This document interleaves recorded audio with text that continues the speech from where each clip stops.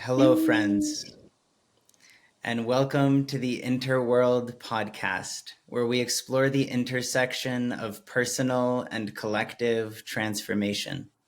My name is Yasha S. Wagner, and I'm a PhD researcher in the field of psychology, well-being, and spirituality, as well as a founder of the Interworld Institute for Inner World Peace.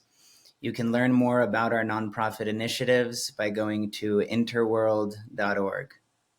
Today, I have the great pleasure of sitting down to speak with a friend, Saniya. Saniya is born and raised in Kazakhstan, but now based in Bali. And we actually met in Los Angeles. So Saniya is a multidimensional being, but currently in Bali. And we're streaming this podcast from opposite sides of the globe, which is always fun. And Saniya is also our first interview coming from somebody from Kazakhstan. So I'm excited to learn more. Saniya is a sound healer, a musician, and also a Kriya yoga teacher and retreat facilitator. So today we'll be exploring topics related to music, medicine music, sound baths, different genres, and as well as shamanism and spiritual traditions, as always. So I'm excited for this interview. Without further ado, here's our conversation with Saniya.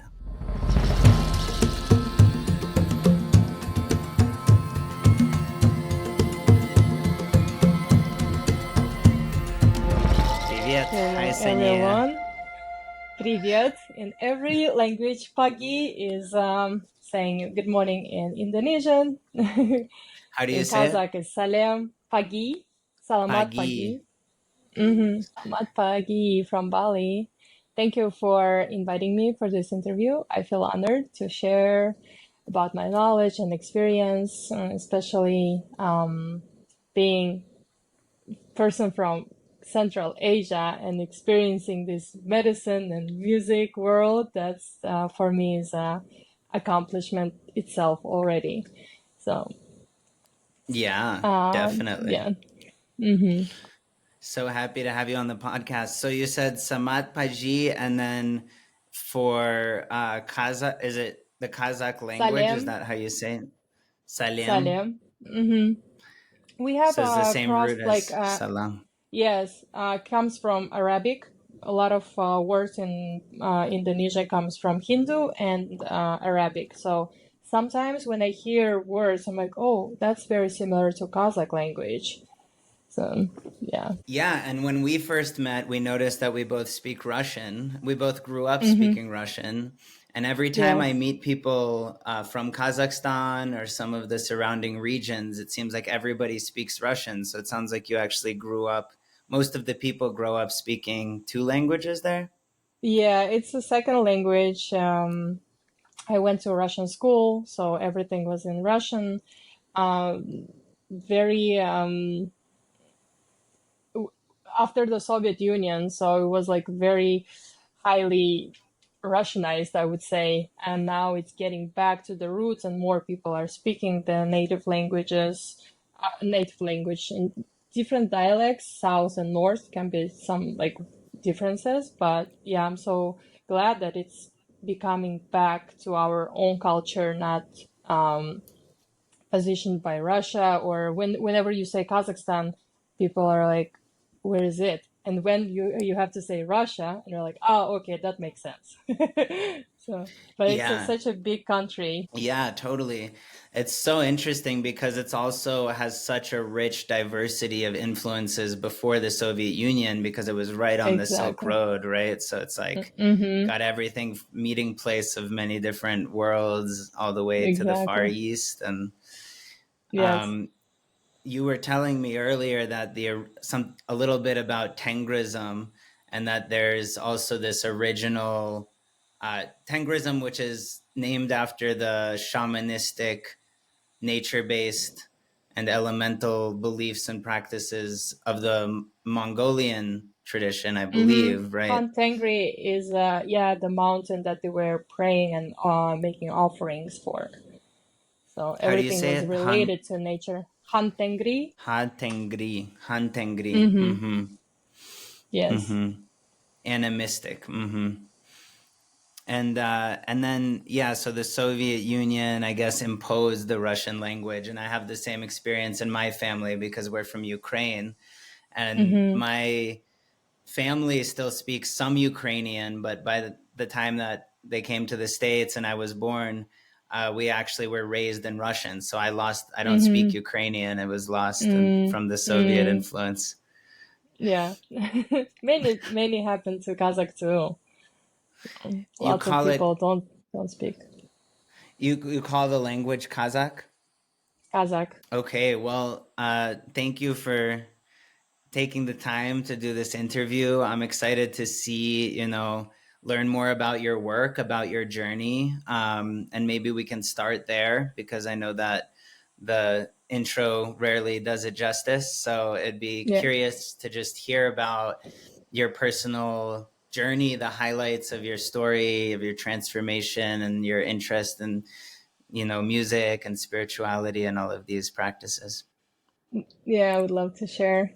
So born and raised in Kazakhstan, I went to a Academy of Civil Aviation, so I have engineering degree. I was working in airport there as a ground technician kind of part, and also a booking agent. So it was like mixed work with the studying and then actual work.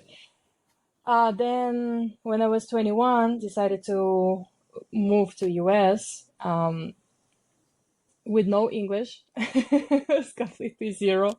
I could understand some words, but it was really hard to transition from like a grammar that they teach us and to speaking, especially with Californian accent. And I would think like, okay, what they're talking to me. It's like I couldn't adjust for the first like 2 years.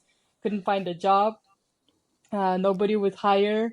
As an immigrant, it's so hard to transition when you're having actual job and you have a degree, and then you come to different country, and then you have to start all over again. First, learning the language, starting other like jobs that just with minimal wage, and that was yeah difficult, but it just irons you up. Like it gives you uh, personality to kind of survival mode, and also like your characteristics becomes more adjustable. You learn a lot of skills and communication. um, yeah, and then in 12 years probably I worked in so many different industries in LA. I loved every job that I had because I learned so much from it, from accounting to film. That was like different fields and interests. And also after some time I explored medicine that completely changed to another direction. So I think in 14 years I lived like few lives already. Different experiences, and that's great. That's what life is. And just to be clear, you're referring to traditional indigenous medicine work and ceremony work Yeah, from yeah, yeah, Central and yeah. South America, just so people understand. Yeah. Mm-hmm. Yes, yeah. Yeah. Wow. What a Hmm. journey. I didn't mean to interrupt if you're still going. No, no. Yeah, that's interesting. Parts of life. Yeah. What would you say are some of the main cultural differences, if I can ask before we move on from your roots in Kazakhstan? Like, what are some of the values and general kind of automatic ways of being and relating to others and seeing the world, if there anything comes to mind that you notice being so different after moving to Los Angeles? Do you feel like Yeah, there for was me it any was like shocking culture that shock? everyone Yeah. smiles. Yeah, everyone smiles. Everyone is so welcoming outside, like external wise. In Kazakhstan, we are so tough. We have like hard winter, and everyone is like so serious, taking life so seriously. And when I moved to US, yeah, that was like a big thing. I was like, wow, why everyone smiles and looks happy. Also, of course, weather makes big role. Also, what else? in Kazakhstan, we still have tribalism. I believe like there is different castes. Back in the days, it was you would get married to a certain caste where you belong, and the status of your family that makes a big like difference too, especially how you move through life and how resourceful is your family makes a big thing in Kazakhstan. Yeah, right now I think it's changing. More brilliant people with no background in the family wise, they're making a lot of big achievements. So that's very yeah, that makes me happy. Yeah, beautiful. I'm actually so glad you did this little gesture when you said everyone's smiling, but then you said on the outside, and it reminded me that I can understand what you're saying because from Soviet Ukraine, there's also this Russian custom of that when you're close with someone, you're not even like you're not walking on eggshells, so it's a very different fabric. Like you might be a little bit Yeah. rougher or gruffer on the outside in our interactions with Mm-hmm. people culturally is something I Mm-hmm. noticed. Like it's less polished on the exterior sometimes, and Yeah. a little bit more tough compared Genuine. to yeah. But underneath the surface, there's like this trust that comes from that, where like Mm-hmm. the realness Mm-hmm. is there. So Yeah. yeah. Yeah.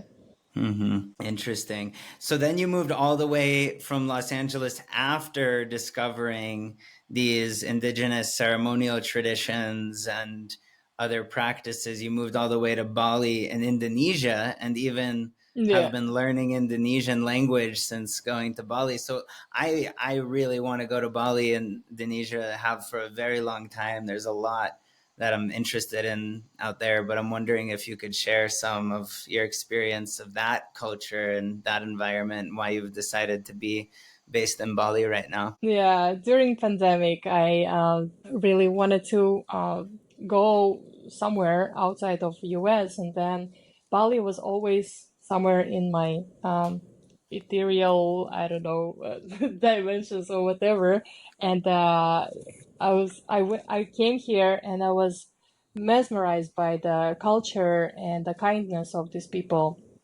The day, how they start even the day with praying, offering to the spirits of the island. It's so beautiful even to look at it, the way how they move the energy through their hands with the incense and other offerings. So they put some flowers, it's called chanang sari, incense, some sweets like honey, also some coins, different, I guess, families they put from them, but it's Like always clans. flowers. Mm-hmm. Yeah, flowers, incense, and then when they move their hand, it's something. It's simple, but it's so touching, and it just makes you feel present. Whenever I look at it, I just stare and be at the moment to kind of have my blessings too with that offering. So yeah, morning in Bali is especially beautiful, and driving to your coffee shop or breakfast or gym, and you just see green terraces, rice fields, and smile on the people's faces. It's beautiful. It just makes my day even more brighter, I would say. A lot Very of beautiful. temples, yeah, in 365 days, 360 of them, it's like every day something ceremonial happening here. They close the roads. Nothing matters, only what celebration they have or ritual. So it's everything is super connected to it. So you can't do anything. They can just close the road, and wherever you're going, you have to postpone because we have our ritual here ceremony. Yeah. Mm. Wow. Sounds so beautiful. I uh I know we have a lot of topics to get to. Hmm. My Balinese flute, my favorite flute, just caught my eye. Uh, Yeah. I brought it because I know you're in Bali and I've never been, but my two favorite instruments that I own are a flute from Bali and a drum Hmm. from Bali too. So I was going to invite you to share a little bit about your music, but also if you'd like to share a song with us, be very blessed and honored to hear you share Of some music live if you course. feel like it. Yeah. Yes, always. What a cool Music guitar. is, yeah, it's an electroacoustic guitar called Whoa. Enya.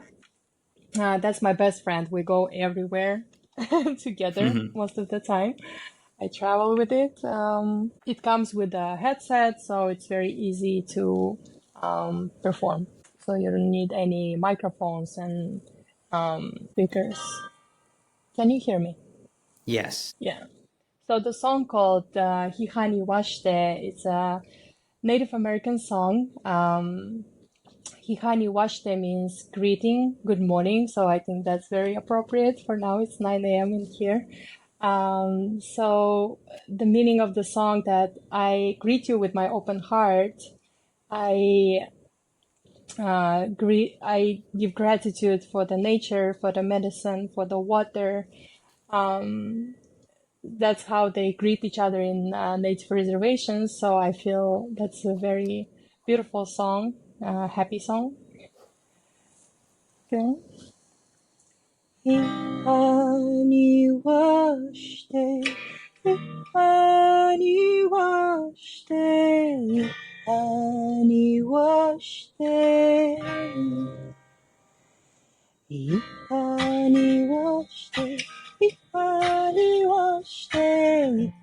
にはして、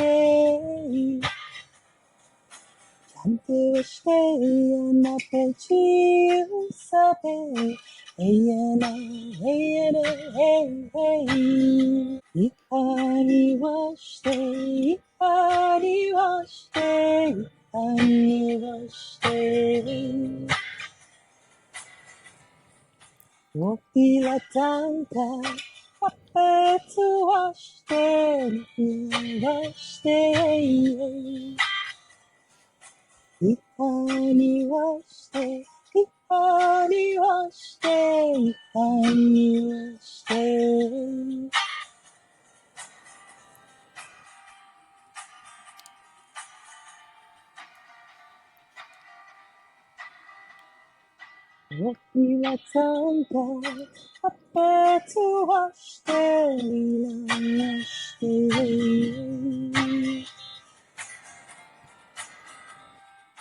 いかにはして、いかにはして、いかにはして。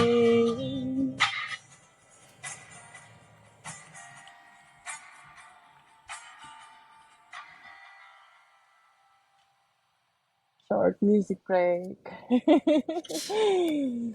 Otra. Wow. Thank you. That was beautiful. The guitar was cutting out a little bit. Let's see how it sounds after edits. But Okay.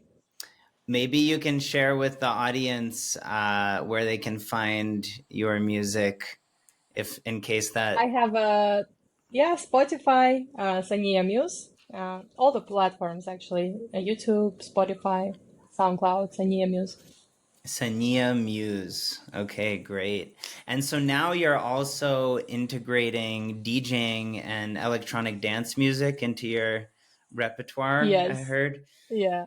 I have a personality that always learns something, and I have to evolve, and music especially moves through me. And after being in the medicine community, singing prayers and different songs from different indigenous cultures, I thought what it would be the next step to take it more digital now. So I want to weave some of the cultural songs, and I want to actually record some Kazakh songs from my native language, make it more electronic dancing. So yeah, it's been a journey. I just started like months ago, and it gives me a lot of energy and drive. Even looking for the tracks and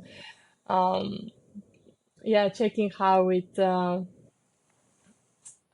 complements my voice, and my voice complements actually the tracks.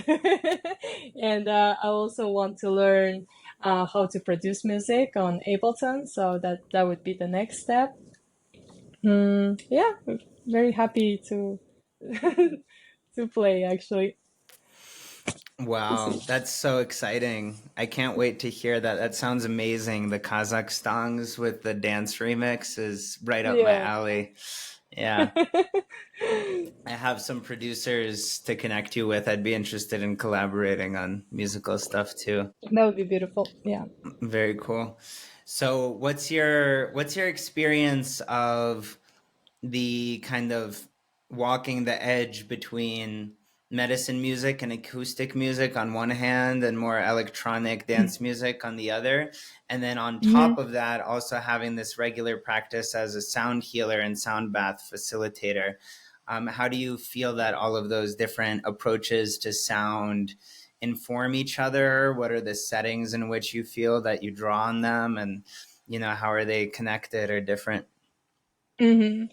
So music is a wave. With the sound bowls and ancient tools, it's more internal process where we can realign ourselves, calm our nervous system, work on our organs to heal them. I use Tibetan bowls from Nepal.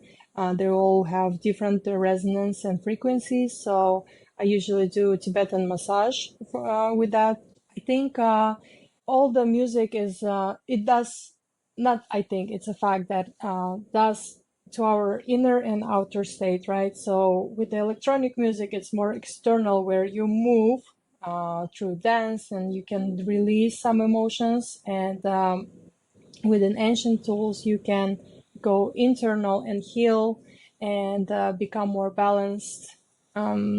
Especially with implementing with the medicine, it has you are more sensitive to it, so you kind of feel it more because we're so blocked with emotions and traumas. So not many people actually can feel what they are feeling, what is going on inside. So when you implement those two, I think it does such an amazing work, and it works faster than going to psychologist for once a week. It takes a lot of time to unlock your subconscious. I'm not saying that it doesn't work. It works, but it's just everyone has a different approach. Someone is a sprinter, someone is a marathon runner. So whatever works for you, you're welcome to uh, experiment with. So Well, and I think they're also complementary and integrative in terms of yeah, that's different true. approaches, like whether Mm-hmm. not necessarily conventional psychology, Mm-hmm. which Western medicine I think also has its place, but I think that having like guidance or people to talk with, having Yeah. people with more experience, also having community, but then also Mm-hmm. having these psychoactive practices, not just the psychology Mm-hmm. of studying or analyzing, but Mm-hmm. a psychoactive like ingredient, something that actually unlocks the unconscious, as you said, whether that's I agree. fasting or meditating or sound bath. Mm-hmm. Yeah. Yeah, and the combination of those different types of disciplines together, I think, can create Mm-hmm. this more holistic and lasting I agree. transformation that goes deeper as Yeah. well. So yeah. Mm-hmm. I agree. So I know that you kind of have, it almost sounds like a full circle journey now that you're coming to the radical future with electronic dance music. Yeah. And it's like this interdimensional journey that's also bringing you back to your own roots with the Kazakh songs. Are these songs you grew up with or ones that you're finding now? Yeah, my mom actually, she's a very good ear, like the how do- musicalness, musicality. So she knows a Musicality, lot of yeah. songs. Yeah, she knows a lot of Kazakh songs. And then when she was visiting me last year, she brought our Kazakh instrument called dombra. So it's made of wood and it has two strings, and it sounds beautiful. It has I think the strings are from originally was from camel, camel or horse. I forgot. Sorry about that. But she brought that to me and told me that when I was a kid in kindergarten, I used to play it, and I completely forgot that. So I left Wow. it in US, though I couldn't bring it with me because I had so many instruments to carry. But yeah, those when she was telling me about that, I was like, wow, interesting. So I had already this musical approach when I was a kid, and now it's going back to where I'm coming from my roots. So yeah, that's interesting, and I would love to explore more of poets from Kazakhstan to maybe convert their lyrics. They're so deep in meaning to something more electronic, something more modern, and yeah. This is very similar to an album I'm working on with Order that I'm connected to, where we're creating these um, Sufi Arabic and Hebrew songs together for peace in like a Mm-hmm. kirtan style, and we'll have kind of an Mm-hmm. electronic remixed component to it. But we're Mm. interweaving poetry. Do you know any specific Kazakh poets that you want to find? Abay Do you, Kunanbayev. Yeah, Abay Kunanbayev is the Abay main one. Kunambayev. Mm-hmm. Did I say that right? Abai Yes. Kunambayev. So Yeah. Abai Kunambayev is an example of a great Kazakh poet Yeah. whose lyrics you might He's integrate. our roomie. Beautiful. Love it. And then the instrument was called what? Dombra. Dombra. Mm-hmm. Like Dombra, maybe? Dombra. Yeah. Wow, so interesting. And the songs themselves that you're integrating, are any of, I maybe you already answered this, but are any of the songs that you're already looking at ones that you grew up singing, or are the songs themselves ones you're learning new now? I'm in exploration mode right now. But yeah, when I was growing up, um, we had, I guess, more pop songs. Now I Yeah, want to go even more deeper, yeah, to cultural songs. yeah, makes a lot of sense. Hmm. So, what do you feel like is the connection? Because I know that we were speaking off camera a little bit about shamanism and Siberian shamanism in particular, because I had been invited 6 years ago to go translate for some shamans in Siberia from Russian. And unfortunately, that's when the floods happened. So I hope there's a future opportunity. But you were talking about how powerful the shamanism is there. And I'm curious if you know anything in particular about Siberian shamanism, or if there's any sort of overlap there with the Tengrism that you know of. It it used to be back in the days in Kazakh land, but then Muslim religion took over, so not many of us actually experienced, I guess, shamanism in the Siberian way. But I feel that it's very interconnected with Native American culture. So Alaska was part of Russia, then it's all assimilated. And when I did DNA test, actually, I had Native American and Siberian DNA. I was like, because whenever I hear Native American chants, I go in trance. Like I just go out of the mind and just like full body takes over with this chants. And I was questioning how is that possible, and then it all made sense. But personally, I never experienced Siberian shamanism, but I think they're very close to Native American, and using the drum and the throat and through music and prayers, how they heal. Mm-hmm. Yeah, you're referencing the throat singing, which I guess exists in both Mongolian regions Mm-hmm. and Siberian. Like there's the Siberian and the Tuvan Mongolian throat singing, which are two Yeah, different variations. And I know are sometimes used in medicine music and sound healing these days. I have some friends who yeah. teach it. I want to learn how to throat sing. I tried once. You have to drink very spicy tea, so it irritates your throat, and that's how you start feeling these muscles. That we have such a complex throat, like how the sound moves, And I went once. That was very intense class actually. And then I was like, okay, maybe not my path, but it's cool to at least try. Yeah, yeah, very cool. My friends organize the tribal rhythms gatherings, and they sometimes bring teachers of different practices like throat singing. Beautiful. So Beautiful. maybe we'll host them here in Colorado next year, I hope. Yeah, I will join. I will Okay, try again. great. Yeah, yeah, come through.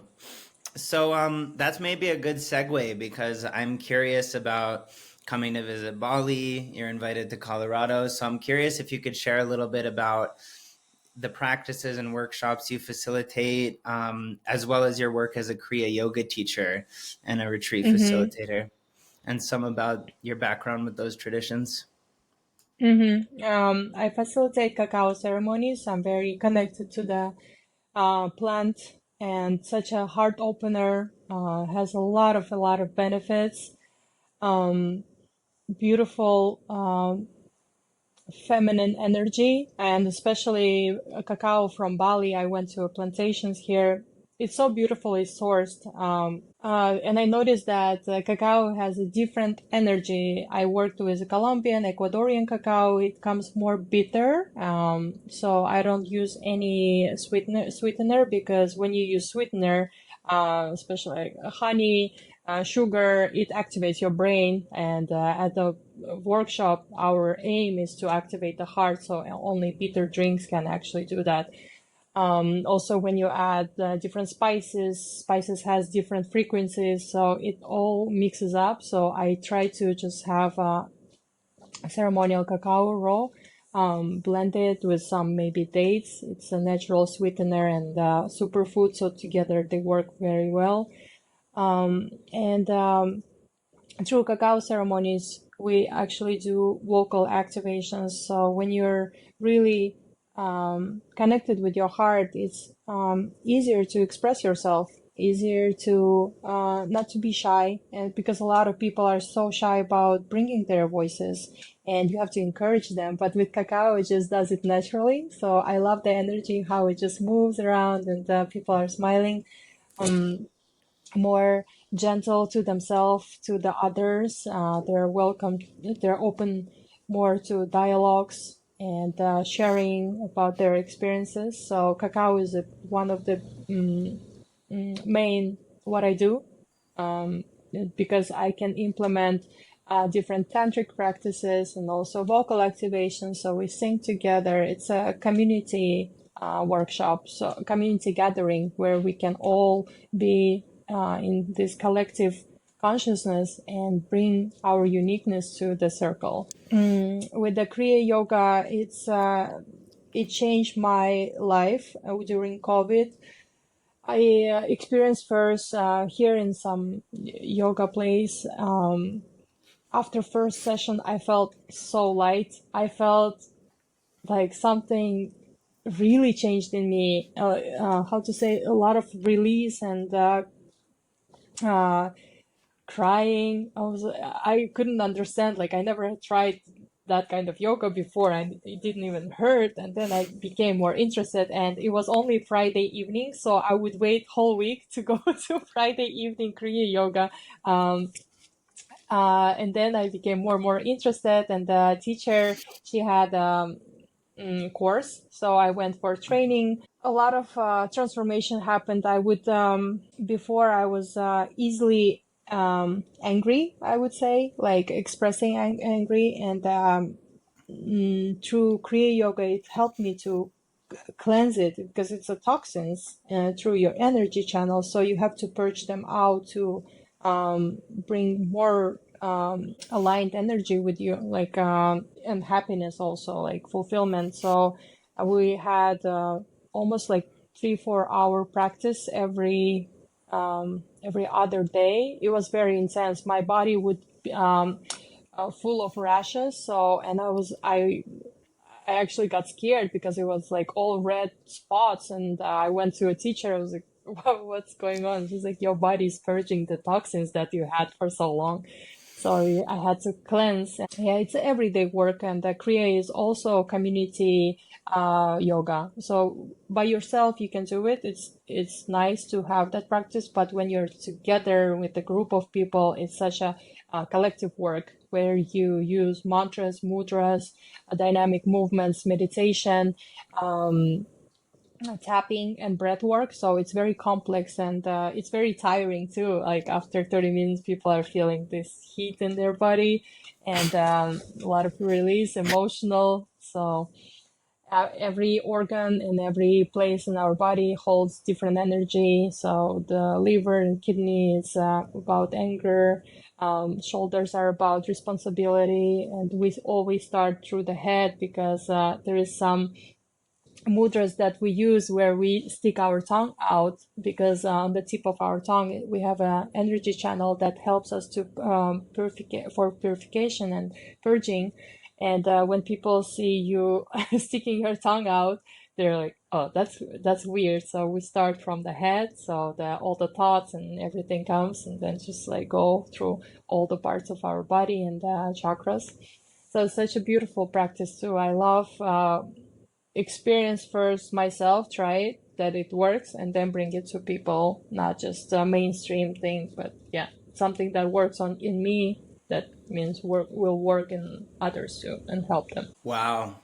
So you've encountered such a diversity of different traditions, different cultures, different environments, Yes. everything from the disciplines of yoga to the Native American traditions from the Americas, and, also working with your own roots and all of these different practices, and have lived in multiple different continents. So I'm curious, it sounds to me like a lot of the places you've encountered, like, for instance, what you were describing in Indonesia or in Kazakhstan, these all feel like places where different influences and lineages come together, transmissions come Mm-hmm. together in a Mm-hmm. syncretic manner.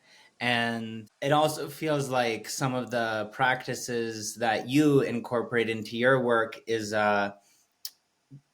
either a combination or a connection of different lineages and traditions. And Yeah. my first question about that is, do you feel like how is there a way that you would describe like a core thread, like a thread of connection at the heart of all of the different approaches that you've encountered in one part Mm. of the world or the opposite part of the world or in one practice or another? Yeah, it's all about self-discovering.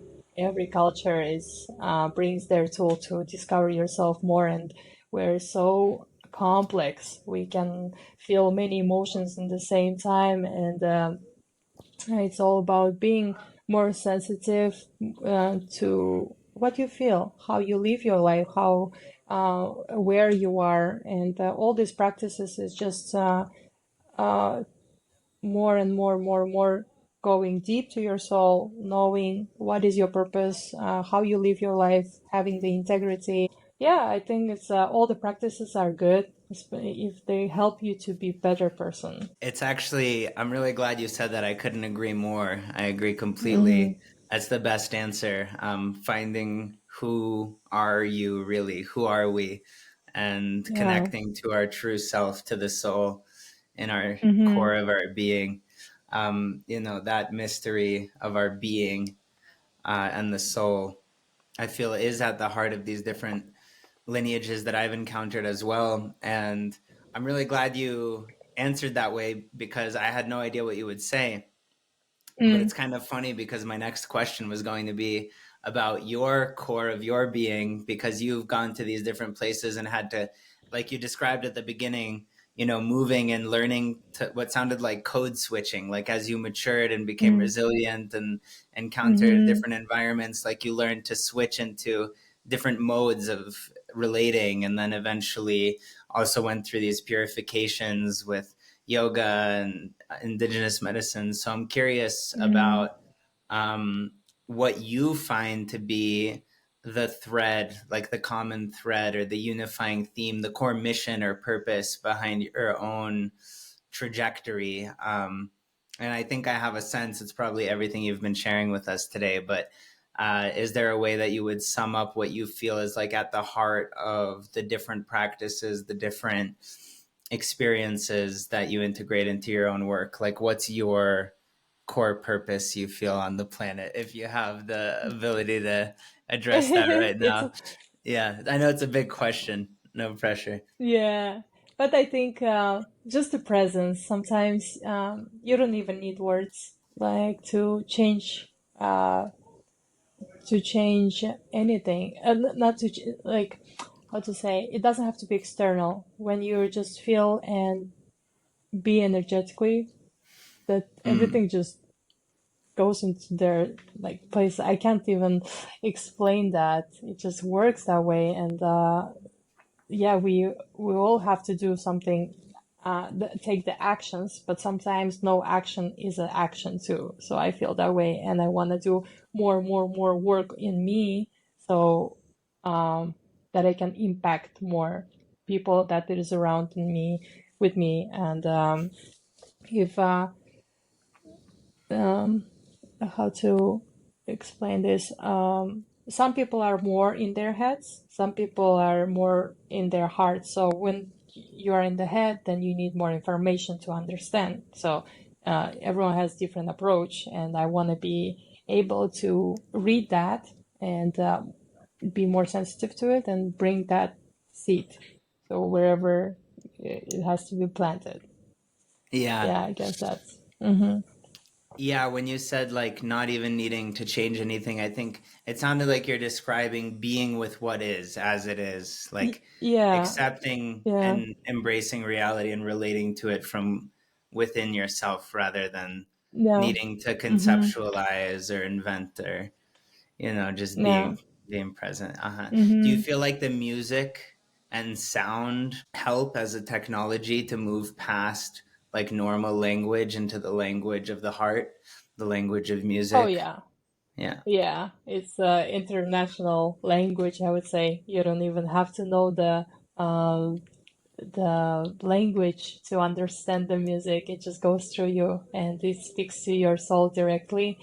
And I think one of my teachers mentioned that our voice is never changed through our lifetime, past lives. So it always stays the same. And that's why when we encounter someone and we like their voice, that means that we had a connection in past life. So I think that makes sense. I don't know if it's scientifically proved that we always have our same voice, but that would be amazing. That means that the voice is really sacred. Yeah, and Yeah. you have to use it well. Yes. That's the first time I'm hearing that. Very cool. I love it. Mm-hmm. Yeah.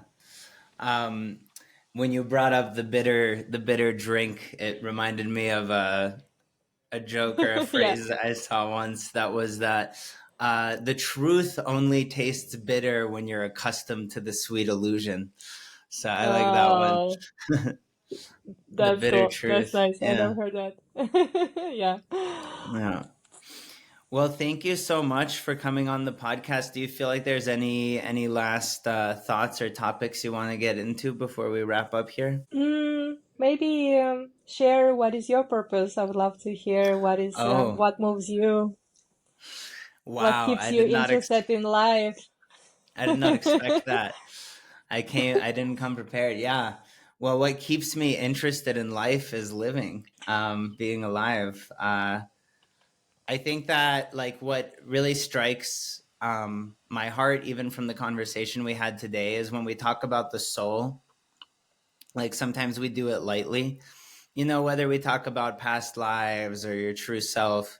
I feel like sometimes we do that in passing, but I feel that Mm-hmm. when we can really remember Mm-hmm. and identify as the soul, like not as, because for me personally, I feel like we have a body, we have our emotions, we have our thoughts, and all of that we can fully go into, we can fully be embodied, we can fully feel our feelings, we can fully open our minds to allow, ideas to move through and so on. But at the same time, we are not any of those things. Like, we are not our body, we Mm, are not our passing emotions, we are not this temporary yeah. form, we're not the Mm-hmm. thoughts that come and go.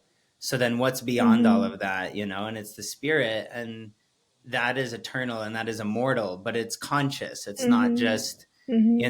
like, we are the cosmos experiencing itself, right? So I'm getting very mystical here, Yes. but that's like the heart of what I think of when I hear the word life, like, because you talk about what is life all about for you. For me personally, I feel that it's this full human experience and fully engaging with that while remembering ourselves as the transcendent consciousness that is ultimately Mm-hmm. immortal, and being that immortal life. And that's like the journey for me. That's the challenge. So how can I integrate truly remembering in the very core of my being the immortal Mm-hmm. self that we are, but fully experience life and the ups and downs from that place, of connection. Yeah. So yeah, Beautifully said. Thank thank you for you. sharing that. Yeah, that's a big part of it. I'm sure there's more I could share. We have our eco village here. That's a big part of my work. We're on Mm-hmm. 40 acres, as I think I was telling you, outside of Colorado Springs, and so we have a community of Uh-huh. people. And really, Mm-hmm. our nonprofit, and this mission of inner world peace, like, the intersection between our inner work and the new paradigm, creating a Mm-hmm. collective paradigm shift. How do we, um, do our inner work for the purpose of a global change, and also be in service to the community and the surrounding world, but for the purpose of our own Mm-hmm. growth? And that kind of Mm. interplay, I think, is a big part of our mission with our Yeah, organization, that's a which big which mission. has been my Mm-hmm. whole life mission since I was a child, actually. So Mm. Mm.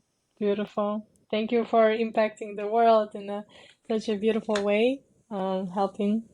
That's beautiful. I hope I'll come and visit maybe next year to see the place and maybe offer a workshop also. yeah, let's plan it. That would be great. Mm-hmm. Well, the impact is a team effort, and you are it now. You are now Mm-hmm. part of the Interworld Institute because you're here teaching on our podcast. So, Thank you. uh, I'm so happy. yeah. That's my first podcast. So, Oh, wow. Congrats. That's yeah. awesome. Very cool. Yeah. Really Well, happy let's to start this way. Great. Yeah. Thank you so much. I'm happy to introduce that, Mm-hmm. and this has been a really, really nice interview, and maybe we can follow up about your coming to Colorado, and we're also starting to tour more again, so maybe we can bring some kind of Mm-hmm. event. We do festivals and retreats and, Yeah, that would be different beautiful. gatherings. Maybe we could do something in Bali. You can connect us with the right Of people and course. Of course. venues. Yeah, we'll plan something. Yeah. You I are know the first. beautiful healers here in Bali, and energy workers, and yeah, it's been amazing what they do here. So yeah, I would love Yeah. everyone to experience who comes to Bali to like a true um, Bali experience with the fire offering and water purification. It's so beautiful. Amazing. Let's plan a whole Mhm. pilgrimage. Yeah, we can Yeah. bring people. That'd be great. Let's do it. We're planning to Hmm. go to Japan at the end of this year, which isn't too far. So maybe there's Yeah, some kind of crossover that would be beautiful. that can Send me happen. all the information. Hmm. Yeah, I wonder. Bali. Sounds so cool. You're the first person, not just from Kazakhstan, and then I told you tomorrow morning I'm interviewing Pavel from Noah Aeon, and I don't know if he's from Kazakhstan. I have to ask. But you're the first Hmm. person, and you're also, I think, the first person we're interviewing that's in Bali. But one of our next interviews will be the second with Aloka, my friend, or Luke. Now he goes by Luke Cohen, who's Uh-huh. also based in Uh-huh. Bali. So some of the time. I believe he spends a long time there. So it's definitely Nice. calling. I have to go check it out soon. Yeah, please come. Cool. Well, thanks again. And yeah, we'll do this again, I hope. Thank you, Yasha. Thank you for all the ones that will be hearing or watching this, thank you for your time, and I hope that was had some information and knowledge that you would love to learn. So, yeah. Yeah, very illuminating, Saniya. Spasiba. Спасибо. Terima How do you? kasih. Terima kasih is Kazakh Terima or kasih. It's in Indonesian, Indonesian? and in Kazakh is Rahmet. Rahmet. All right. Mm-hmm. We've covered all our bases. Yeah. Okay. Peace.